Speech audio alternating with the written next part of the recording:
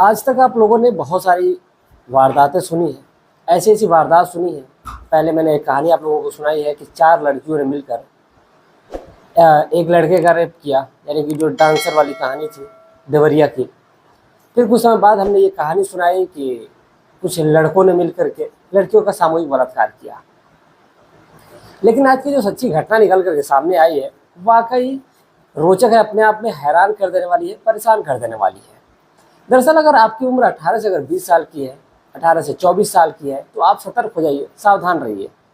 क्योंकि आजकल ऐसा दौर चल रहा है, ऐसी घटना को अंजाम दिया जा रहा है जहां पर लड़कों के साथ रेप हो रहा है। ये सुनकर बड़ा ही ताज्जुब वाली बात होगी। कुछ लोग कमेंट भी करेंगे कि वाह, हमारी किस्मत काश ऐसी होती कि अगर मेरा भी रेप होता। बहुत सारे ऐसे लोग हैं जो मैंने पिछली कहानी सुनाई थी उसमें कमेंट किया था।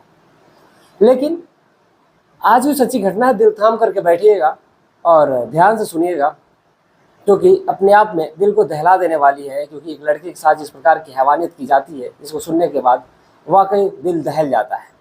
चलिए सच्ची घटना की शुरुआत करते हैं। कहानी शुरू करूँ उससे पहले जितने भी हमारे भाई, जितने भी हमारी बहन चैनल पर नए आए हुए हैं, उनसे विनती है, उनसे गुजारिश है कि चैनल को सब्सक्राइब कर लें और इस वारदात तक परिवार का, जो छोटा सा परिवार है, इस परिवार का हिस्सा बने। चैनल को सब्सक्राइब करें और वीडियो को लाइक करें।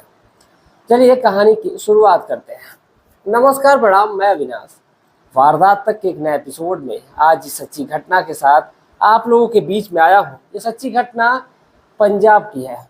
दरअसल ये जो पंजाब प्रदेश है, इस पंजाब प्रदेश का एक जगह लगती है, बहुत ही फेमस जगह है जालंधर। इसी जालंधर में बीते 24 नवंबर 2023 को एक लड़का जिसका नाम रोशन होता है। रोशन बेहद गरीब परिवार का लड़का होता है। वो प्रतिदिन एक फैक्ट्री में काम किया करता था। घर की आर्थिक उसकी स्थिति सही नहीं थी। अब इसी वजह से वो कंपनी जाया करता था, लेकिन उसके पास इतने भी ज़्यादा पैसे नहीं थे जिसकी वजह से कि वो साइकिल खरीद सके। प्रतिदिन उसके घर से जो उसकी कंपनी की जो दूरी होती है, लगभग 4 किलोमीटर से 4.5 किलोमीटर की होती है। लेकिन जो लड़का है, अब साइकिल नहीं था उसके पास, इसलिए वो पैदल जाया करता था। कभी कभार लिफ्ट भी ले लिया करता था, लेकिन ज़्यादातर वो पैदल ही जाता था। एक वीडियो वायरल हुआ था, आप लोगों ने देखा था। एक छोटा नहीं, बड़ा ही लड़का था, वो भी लगभग उसकी उम्र 17 साल के करीब रही होगी, जो प्रतिदिन कंपनी दौड़ते हुए जाया करता था और दौड़ते हुए घर आया करता था। जब उससे मीडिया वालों ने बातचीत की तो फिर उसने बताया कि वो आर्मी की तैयारी करता है। लेकिन यहाँ पर वो लड़का जिसका नाम रोशन है, रोशन अपने पेट का पालन करता है, अपने माता पिता का पेट पालता है। इसीलिए वो उसके पास जो भी पैसे मिला करते थे, उसी पैसों से ये अपने परिवार का भरण पोषण करता था। साथ ही साथ गरीबी जो होती है, ये बड़ा ही बुरी चीज़ होती है। जिसके पास अगर पैसे नहीं है तो फिर उसकी कोई अहमियत नहीं है, उसकी कोई कीमत नहीं है। सौरभ प्रतिदिन की तरह जब आता जाता था, तो एक दिन यानी कि 19 नवंबर 2023 को जब वो आ रहा था, अपनी नाइट में उसकी ड्यूटी खत्म हुई थी, यानी कि डे वाली ड्यूटी खत्म हुई थी, ओवर टाइम किया था। लगभग उसकी छुट्टी जो थी वो 8 बजे के बाद हुई थी। 8 बजे की जो छुट्टी खत्म हुई तो फिर वो निकला था कंपनी से, और कंपनी से निकल करके रास्ते से जा ही रहा था। कुछ दूरी चला था, लगभग अपनी कंपनी से लगभग 1 किलोमीटर दूर आगे निकला था। तब तक अचानक से उसके पास एक कार आकर के रुकती है। जैसे ही कार रुकती है, कार से एक लड़की निकलती है बाहर और उससे पूछती है, भैया हमें जो जालंधर का एक कोई पार्क होता है, उसी पार्क का नाम पूछती है। कोई फेमस पार्क, आनंद फेमस पार्क करके कुछ है। पार्क की बात पूछती है, इधर उधर की बातें घुमाती है, उससे पूछती है भैया ये रास्ता किधर से जाएगा। जब लड़का रास्ता बताता है, लड़की उसके पास आती है, क्योंकि कार उसके बगल में ही खड़ी होती है। लड़का खड़ा होता है, क्योंकि लड़का इस चीज़ से अनभिज्ञ था। उसको इस बात की बिल्कुल जानकारी नहीं थी कि आज उसके साथ क्या होने वाला है। दरअसल जो लड़का था वो माफ़ी चाहते हैं, जो लड़का है वहाँ पर खड़ा होता है। लड़की उससे एड्रेस पूछती है, तब तक उसको कुछ अपने हाथ में रखे हुए टॉवल से वो सुहाती है, और जैसे उस लड़का महक अपनी नाक से अंदर लेता है, तब तक अचानक से वो बेहोश हो जाता है। तीनों लड़कियां जो थी गाड़ी में थी, इसमें से एक लड़की बाहर आती है, उस लड़के को 2 लड़कियां मिल करके अंदर कर लेती हैं, यानी कि अब चारों लड़कियों की कब्जे में एक लड़का था जिसका नाम रोशन है। अब उस लड़के को लेकर के तो वो अपने कमरे पे जाती है और वहाँ पर ले जा करके उस लड़के के साथ उसको होश में लाने की कोशिश करती है। जब लड़का होश में आता है तो होश में आते ही उस लड़के के साथ दरिंदगी शुरू करते हैं। उस लड़के के साथ पहली बार तो उसने सभी लड़कियों जो थी एक एक करके अपने बदन से कपड़े हटाती हैं, पूरी तरीके से नग्न होती है, उस लड़की को भी नग्न किया जाता है। उसके बाद से उसके साथ शारीरिक शोषण किया जाता है। बारी बारी से जो चारों लड़कियां हैं वो शारीरिक संबंध बनाती है। जब लड़का इस चीज़ को मना करता है, जब वो लड़का सही से होश में आता है, क्योंकि उसको नशीले कुछ इंजेक्शन दिए जाते हैं, कुछ इस प्रकार के इंजेक्शन दिए जाते हैं जिससे उसके अंदर उत्तेजना जागृत हो। लेकिन जो लड़का था उसके बावजूद भी वो होश में था। अब फिर भी वो इस चीज़ को नहीं करना चाहता था, न चाहते हुए भी लड़कियां उसे ज़बरदस्ती करवा रही थी। फिर उन्होंने दारू की बोतल निकाली और दारू की बोतल निकालने के बाद से उन लड़कियों ने बारी बारी से पीना शुरू किया और यही नहीं बल्कि रोशन को भी दारू को पिलाया। जो रोशन है वो दारू पीने से मना करता है, लेकिन जो चारों लड़कियां हैं ज़बरदस्ती उस लड़के को दारू पिलाती है। पिलाने के बाद से जब लड़का मना करता है तो उसको मारती भी है, पीटती भी है। मारने पीटने के बाद से फिर से जब लड़का रोशन जो है वो दारू पीता तो है, लेकिन फिर से उस दारू में भी उन्होंने कुछ ऐसी पावर बढ़ाने की गोली दे दी थी जिसकी वजह से जो लड़का बेसुध हो जाता है। और जब लड़का बेहोश होने लगता है, क्योंकि दवा की ओवरडोज होती है और उसी वजह से लड़का बेहोश होता हुआ नजर आता है।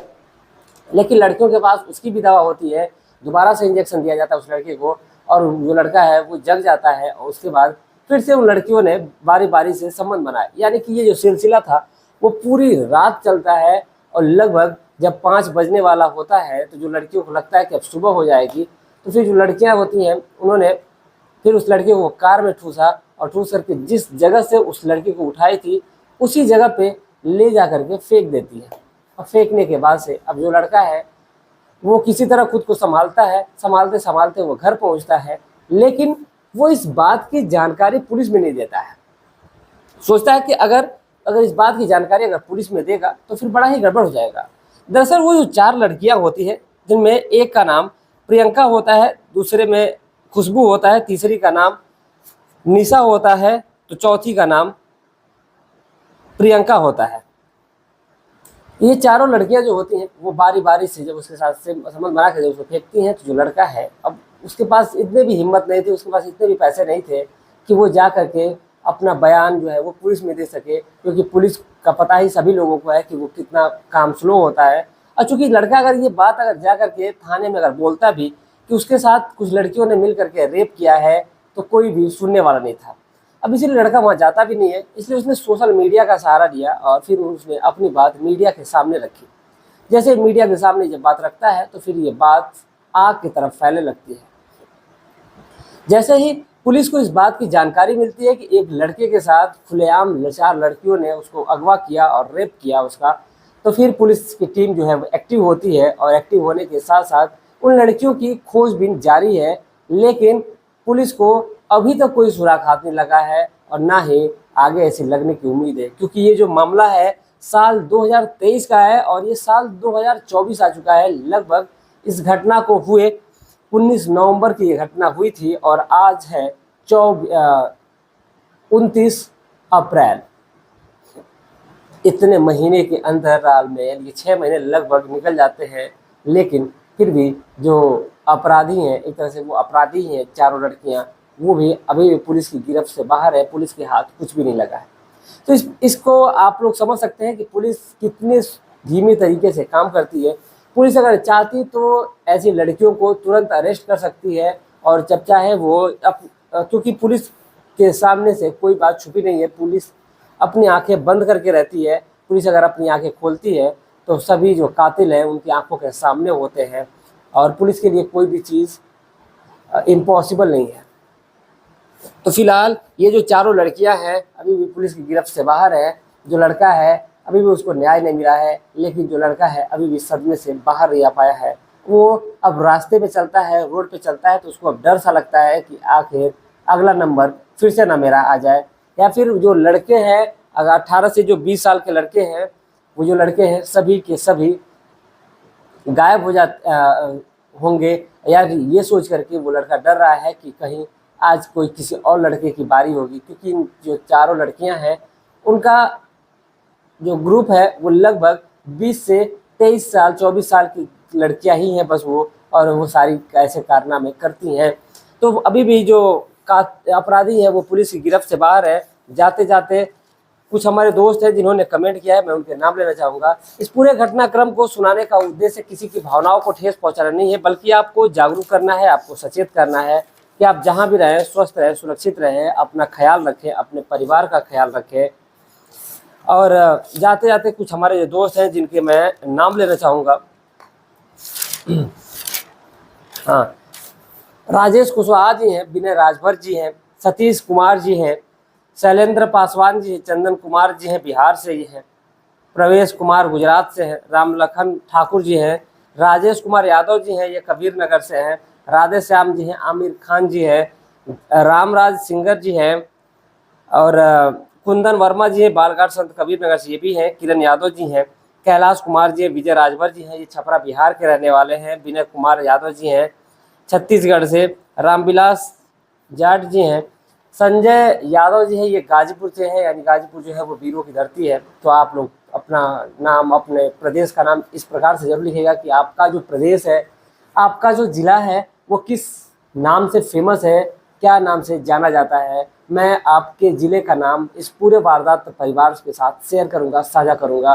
तो चलिए, एक हमारे मित्र हैं जो बचे हुए हैं, अर्जुन सिंह जी हैं अयोध्या से, अयोध्या उत्तर प्रदेश से। और आप तमाम लोगों का तहे दिल से शुक्रिया कि आप लोग इतना प्यार और सपोर्ट बनाए रखें। उम्मीद है कि ऐसे अपना प्यार और सपोर्ट बनाए रखेंगे।